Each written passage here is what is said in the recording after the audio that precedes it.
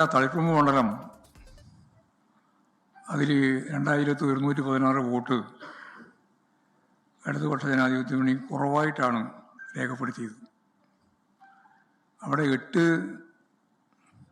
5 നഗരസഭാ വാർഡിലും 3 ഗ്രാമപഞ്ചായത്ത് വാർഡിലും എതിരില്ലാണ്ട് ജയിച്ച കാര്യം അവർ ബോധപൂർവം മറന്നുപോവുകയോ അല്ലെങ്കിൽ ചേർക്കാതിരിക്കുകയോ ചെയ്തിട്ടുണ്ട്. 8000 വോട്ട് ശരാശരിയുള്ള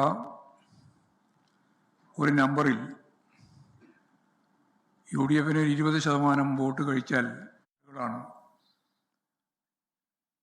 തളിപ്പറമ്പ് നിയോജകമണ്ഡലത്തിൽപ്പെട്ടതാണ് ആന്തൂരും മലപ്പട്ടവും. ആന്തൂര് 5 നഗരസഭാ വാർഡും മലപ്പട്ടം 3 ഗ്രാമപഞ്ചായത്ത് വാർഡും ഇതില്ലാണ്ട് ജയിച്ച കണക്ക് കൂടി കൂട്ടിയാൽ ഇവർ പറഞ്ഞതിനേക്കാളും എത്രയോ അതിൻ്റെ ഇരട്ടി ഇടതുപക്ഷ ജനാധിപത്യ മുന്നണിക്ക് ലീഡായിരിക്കും.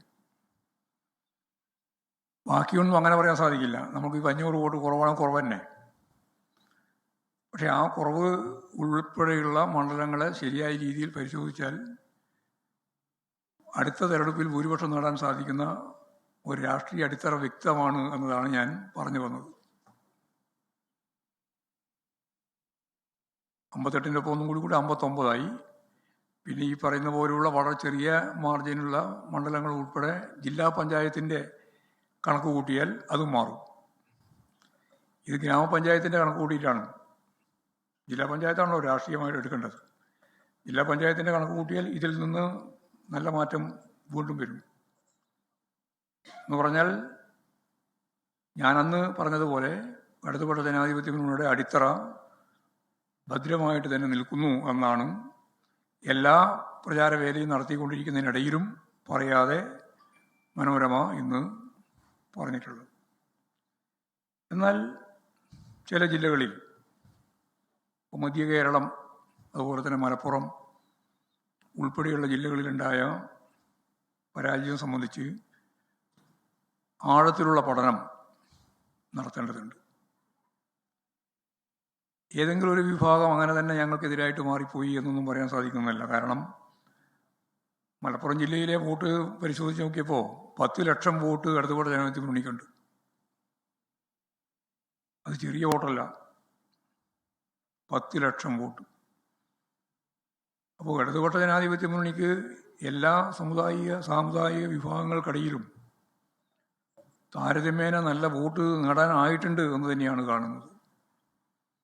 ഇനി തിരുവനന്തപുരം കോർപ്പറേഷൻ എടുത്താൽ 1,75,000 വോട്ടാണ് കോർപ്പറേഷൻ ഇടതുപക്ഷ ജനാധിപത്യ മുന്നണിക്കുള്ളത്.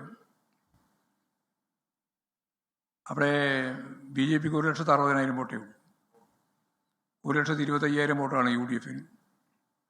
വോട്ടിൻ്റെ കണക്കിൽ ഇടതുപക്ഷ ജനാധിപത്യ മുന്നണിക്കാണ് ഈ കോർപ്പറേഷനിലും നല്ല മുൻകൈയുള്ളത്. ജില്ലയെപ്പറ്റി ഞാൻ പ്രത്യേകിച്ച് പറയേണ്ട കാര്യമില്ല. 4 മുനിസിപ്പാലിറ്റി ഉൾപ്പെടെ ജില്ലാ പഞ്ചായത്ത് ഉൾപ്പെടെ എല്ലാം ജയിക്കുകയാണ് ചെയ്തിട്ടുള്ളത് തിരുവനന്തപുരത്ത്. കോർപ്പറേഷൻ തെരഞ്ഞെടുപ്പിൻ്റെ ഭാഗമായിട്ട് പരിശോധിച്ച് നോക്കിയപ്പോൾ 41 വാർഡിൽ ഡിവിഷൻ അവിടെ UDF വളരെ ചെറിയ വോട്ട്, 1000-ൽ കുറവായ വോട്ടേ ഉള്ളൂ. തിരുവനന്തപുരം കോർപ്പറേഷനിൽ എന്ന് പറഞ്ഞാൽ പരസ്പരം ധാരണയോടുകൂടി ഇടതുപക്ഷ ജനാധിപത്യ മുന്നണിയെ പരാജയപ്പെടുത്തുക എന്നുള്ള ഉദ്ദേശത്തെ ഞാൻ അന്ന് പറഞ്ഞതാണ്. പരസ്യമായും രഹസ്യമായും ചില നീക്കങ്ങൾ കൂടി ചേർത്തിട്ടാണ് യഥാർത്ഥത്തിൽ BJPയെ ഈ എണ്ണത്തിലേക്ക് എത്തിച്ചിട്ടുള്ളത്. ഞങ്ങൾ പരിശോധിക്കേണ്ട കാര്യങ്ങളുണ്ട്. ആ ചെറിയ വോട്ടിന് 10, 50, 60, 40, 30, 35 വോട്ടിനൊക്കെ ഞങ്ങളുടെ 6 സീറ്റ് നഷ്ടപ്പെട്ടിട്ടുണ്ട്. അതുൾപ്പെടെയുള്ള കാര്യം വളരെ ഗൗരവപൂർണമായ പരിശോധനയ്ക്ക് വിധേയപ്പെടുത്തേണ്ടതാണ്. ലോകത്തെവിടെയായാലും ഏത് സമയത്തും 24 വാർത്തകളും ഓഗ്മെന്റഡ് റിയാലിറ്റി പാക്കേജുകളും എക്സ്പ്ലെയിനറുകളും വിശദമായി കാണാൻ ഞങ്ങളുടെ YouTube ചാനൽ നിങ്ങൾക്ക് സബ്സ്ക്രൈബ് ചെയ്യാം.